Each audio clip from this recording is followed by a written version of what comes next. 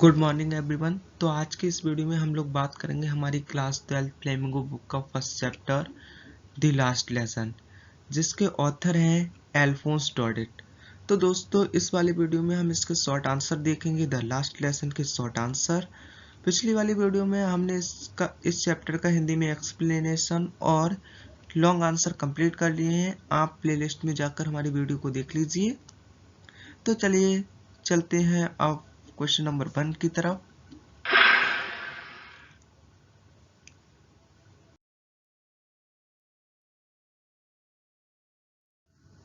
दोस्तों question number 1 है हमारा, what was the bulletin board, मतलब बुलेटिन बोर्ड क्या था। हाउ वाज इट इम्पोर्टेंट, और वह कैसे महत्वपूर्ण था। तो चलिए जानते हैं इसका answer. The bulletin board was centre of information near the town hall, मतलब द बुलेटिन बोर्ड जो सूचना पट वाज में था, सेंटर में केंद्र ऑफ इंफॉर्मेशन सूचनाओं का। जो बुलेटिन बोर्ड था वो सूचनाओं का केंद्र था। नियर द टाउन हॉल मतलब सभागार के पास में जो बुलेटिन बोर्ड था वो सूचनाओं का केंद्र था। मतलब पहला क्वेश्चन कंप्लीट हो गया। देखिए इसमें दे रखा है what was the bulletin board. Bulletin board, the bulletin board was centre of information near the town hall. अब देखिए हाउ वाज इट इम्पोर्टेंट, ये कैसे महत्वपूर्ण था। सेकंड क्वेश्चन है इसी में। तो देखिए ऑल द बैड न्यूज, मतलब जो सभी बुरी खबरें थी हैड कम मिस आती थी फ्रॉम द बुलेटिन बोर्ड। ये कैसे महत्वपूर्ण था, क्योंकि इस पे जो सभी बुरी खबरें थी वो आती थी फॉर द लास्ट 2 years, पिछले 2 सालों से। एज द लॉस्ट बैटल्स, जो खबरें आ रही थी लॉस्ट बैटल्स, युद्धों को हारने की, एंड ड्राफ्ट और ड्राफ्ट की, the orders of the commanding officers etc, मतलब और कमांडिंग ऑफिसर्स के ऑर्डर आ रहे थे, आदेश आ रहे थे, और भी बहुत सी खबरें आ रही थी। सो इट वाज इम्पोर्टेंट, इसलिए क्या था, ये इम्पोर्टेंट था। इस तो दोस्तों फर्स्ट क्वेश्चन मतलब कंप्लीट हो गया। चलते हैं सेकंड क्वेश्चन की तरफ। देखिए सेकंड क्वेश्चन क्या है हमारा, व्हाट डिड एम हेमल से, एम हेमल ने क्या कहा, व्हेन जब, friends reach to the school, जब फ्रेंड्स स्कूल पहुंचा तब एम हेमल ने क्या कहा। एम हेमल ने क्या कहा कि लिटिल फ्रेंड्स आप अपने स्थान पर जाके बैठिए, काइंडली पूर्वक कहा। तो चलिए जानते हैं, यही तो कहा था। देखिए when friends reach to the school, जब फ्रेंड्स स्कूल पहुंचा, ही सा उसने देखा, दैट की देयर वॉज ऑल साइलेंट, चारों तरफ क्या है, शांत शांत है सब लोग। देयर वॉज ऑल साइलेंट, सभी लोग क्या है, शांत हैं। एंड ही वॉज फेयरिंग, और वह क्या हुआ, डर गया। देखिए जब फ्रेंड्स स्कूल पहुंचा तब उसने देखा कि सब लोग क्या है, शांत है। एंड ही वॉज फेयरिंग, और वह डर गया। बट लेकिन M Hamel said very kindly to him, M Hamel ने उससे बहुत ही दयालुता पूर्वक कहा, go to your place little friend, अपने स्थान पर जाओ छोटे फ्रेंड्स, यही तो कहा था। सेकंड क्वेश्चन भी कंप्लीट हो गया। चलते हैं थर्ड क्वेश्चन की तरफ।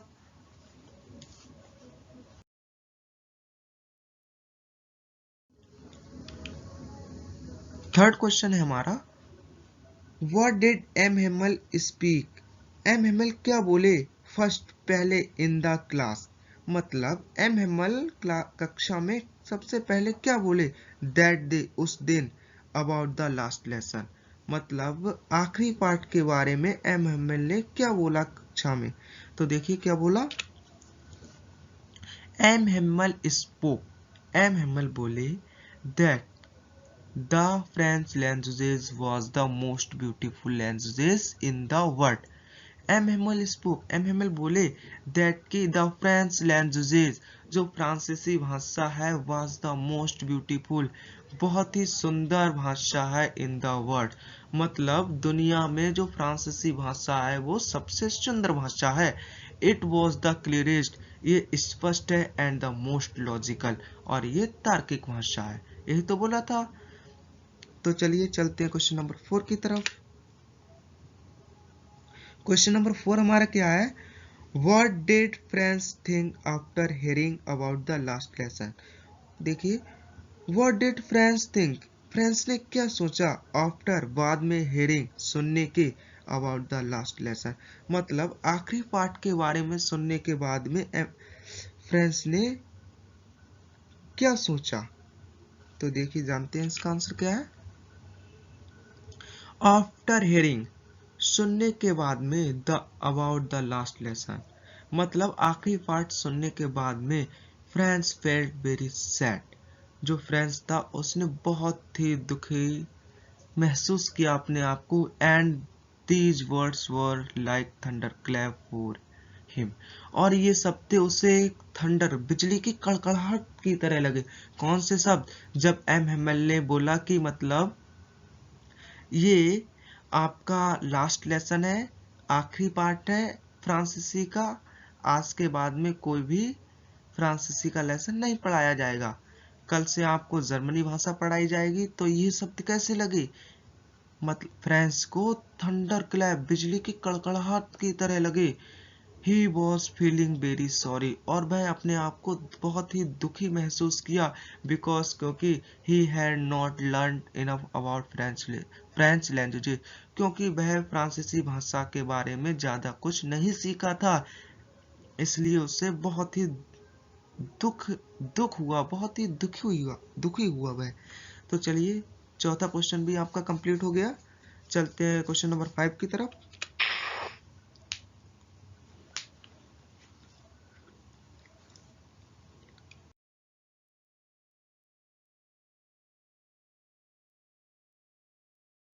क्वेश्चन नंबर 5 है हमारा, did French recite the participles how, क्या फ्रेंच ने पार्टिसिपल्स को उत्प्रेरक दोहराया, यानी अच्छे से दोहराया, अच्छे से बोल पाया? यदि बोल पाया तो हाउ, कैसे? जानते हैं इसका आंसर।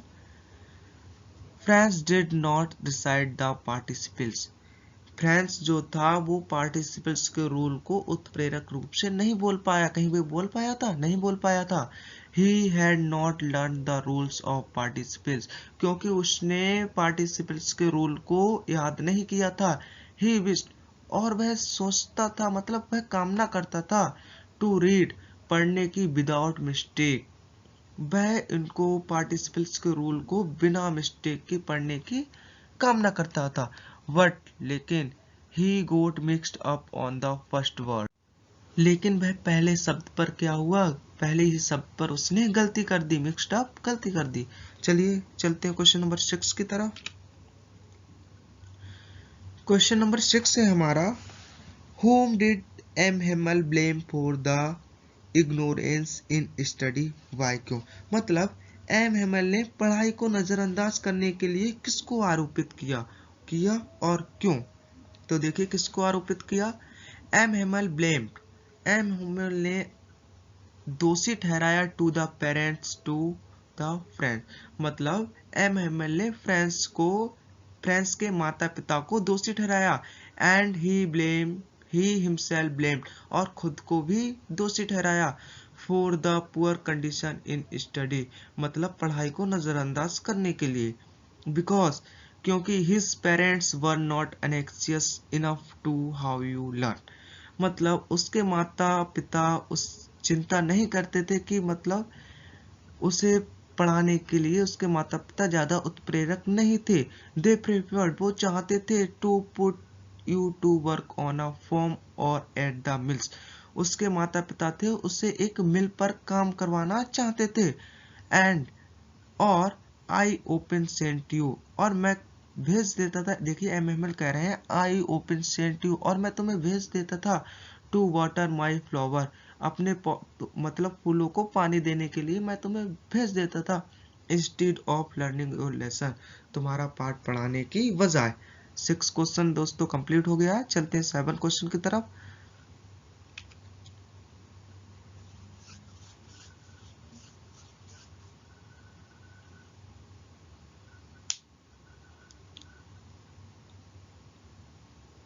7 क्वेश्चन है हमारा,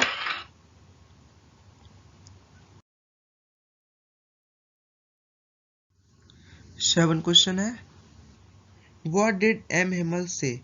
M. Hemmel ने क्या कहा about the languages and its importance? मतलब M. Hemmel ने भाषा और इसके महत्व के बारे में क्या कहा?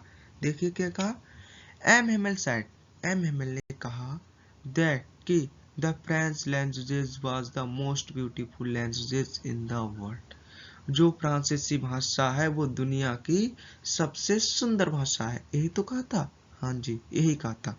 It was the clearest and the most logical language, ये जो भाषा है स्पष्ट एंड द मोस्ट लॉजिकल और तार्किक भाषा है। चलते हैं क्वेश्चन नंबर 8 की तरफ। क्वेश्चन नंबर 8 है हमारा, what did France thinks about the pigeons by, France ने कबूतरों के बारे में क्या सोचा, क्यों? जानते हैं इसका आंसर क्या है। फ्रांस थॉट, फ्रांस ने सोचा अबाउट द पिजन्स, यानी कबूतरों के बारे में फ्रांस ने सोचा। Will they make them sing a German, क्या वे उनको मतलब जर्मनी भाषा में गाने के लिए मजबूर करेंगे?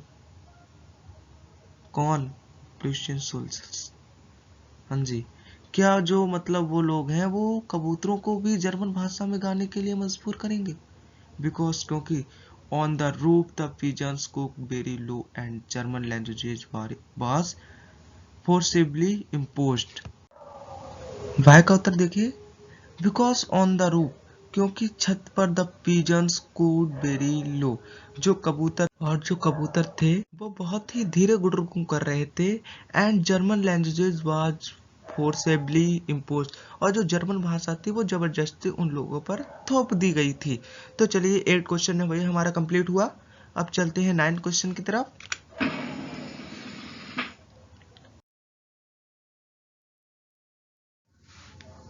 9 क्वेश्चन है हमारा, देखिए कह रहे हैं what did M Hamel observe there at last, मतलब आखिरी में एम हेमल ने वहां क्या गौर किया, मतलब क्या गौर से वो कर रहे थे, क्या देख रहे थे।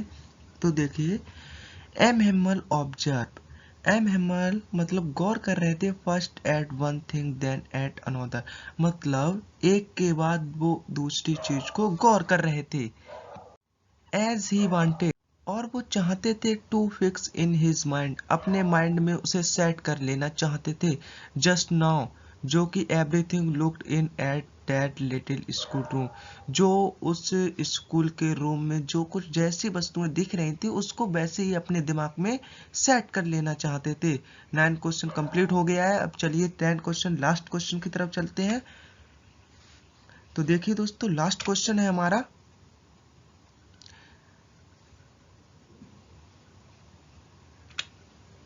What happened? क्या घटित हुआ when church clock struck 12? जब चर्च की घड़ी ने 12 बजाए।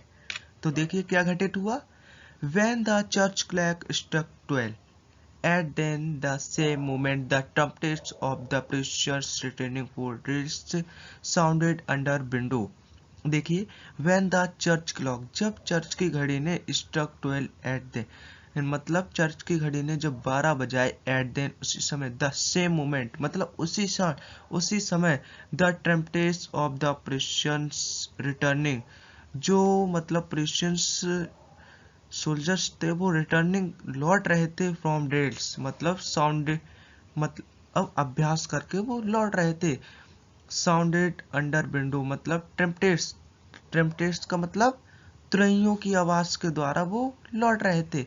अंडर विंडो, जिसे विंडो खिड़की के द्वारा सुना जा सकता था। M Hamel stood up, M Hamel खड़े हो गए। Very pale in his chair then, और जो उनका चेहरा था वो एकदम पीला पड़ गया था। एम हेमल जब खड़े हुए तो उनका चेहरा पीला पड़ गया था, क्योंकि आप तो जानते ही हैं कि जर्मन लोगों ने युद्ध में फ्रांस को, फ्रांस के 2 जिले अल्सास और लॉरेंस को जीत लिया था। तो देखिए वो एकदम पीले पड़ गए। देन तब he turn to the blackboard, तब वे किधर मुड़े, ब्लैक बोर्ड की तरफ मुड़े। एंड रोट, और लिखा आ वाइव लव फ्रांस, फ्रांस जिंदाबाद। यहीं से हमारे क्वेश्चन कंप्लीट हुए।